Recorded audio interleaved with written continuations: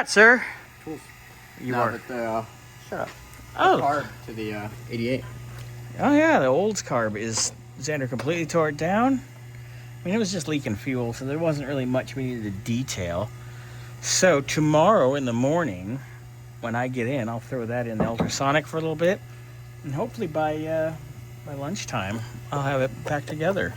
We'll have video of that. Yeah. So we'll get that done. Yeah, maybe get it in here on the lift before I have to split, because I have to split about 1:30 or 2, because I got football. But, oh boy. Maybe before I split, we'll have it on the lift, get ready to start bleeding the brakes after we change the brake lines. Yeah. Yeah, it could be pretty much done by Friday.